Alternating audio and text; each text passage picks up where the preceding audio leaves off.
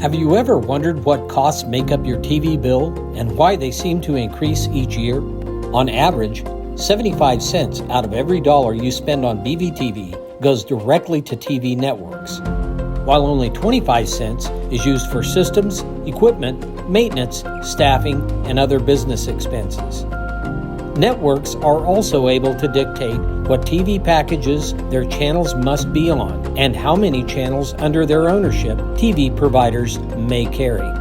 Blue Valley Technologies works alongside hundreds of other TV operators to negotiate these network programming fees. Please know that we are working hard to keep increases for our customers as low as possible. We appreciate your trust in us as your provider. Questions? Give us a call to talk about your TV options or visit bluevalley.net/streamnow.